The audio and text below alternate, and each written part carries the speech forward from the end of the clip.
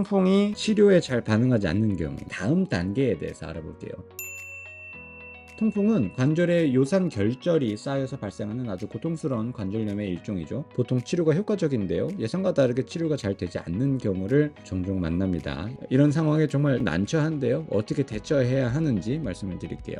어떤 경우에서든 우리가 진단을 내리고 그 진단에 맞춰서 치료를 했는데 호전이 안 되면 진단이 제대로 됐던 건지부터 의심을 다시 해야 돼요. 그리고 이 경우에 도움이 되는 게 관절 첨자 같은 검사입니다. 관절에서 그 액체를 채취를 해서 결절을 직접 확인하는 어떤 통풍의 확진 과정이에요. 때때로 환자가 증상이 나아지다가 다시 안 좋아지는 리바운드 통풍 발작이 있어요. 이거는 흔히 생기는 원인이 아직 염증을 조절하기 위해 사용한 스테로이드 약물을 일찍 줄이기 시작하는 경우에 잘 발생을 합니다.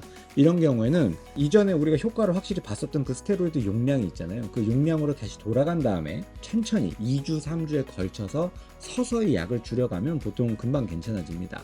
증상이 어느 정도 호전이 됐지만 완전히 사라지지를 않는다면 이거는 시간이 더 필요한 경우일 수도 있어요. 가장 흔한 원인이 발작이 시작되고 나서 바로 치료를 하지 않은 경우에 이걸 자주 보거든요. 보통 통풍을 많이 겪으신 분들은 발작이 시작되면 바로 알아요. 그래서 약을 바로 드시는데 통풍 처음 겪으신 분들이 자주 이래요. 이게 뭔지 모르니까 괜찮아지겠지 하고 기다리고 있다가 치료가 늦어져서 이제 뒤늦게 치료를 시작한 분들이 이런 불편함을 자주 호소하십니다. 이런 경우에는 우리가 보통 하는 치료보다 훨씬 더 길게 최대 4주까지 치료를 연장을 해야 합니다. 그러면 보통 환자분들이 정상 상태로 많이 돌아가시더라고요. 내성 통풍 질환이 있어요. 이제 환자가 콜치스입니다. 또는 비스테로이드성 소염제, 아이부프로핀 같은 일반적인 약물로 3일 정도를 치료를 했는데도 호전이 되지 않았다면 이제 의심을 해야 되고요.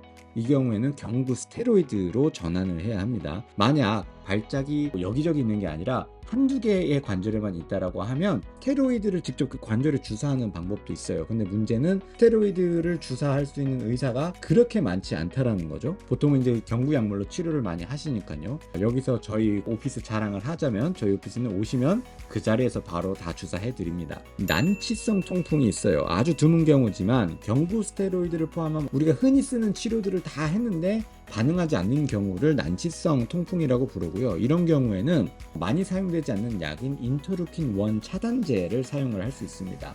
인터루킨-1은 통풍에서 염증을 일으키는 어떤 그 중요한 분자예요. 그래서 이거를 차단을 하면 발작을 멈추는 데 도움이 됩니다.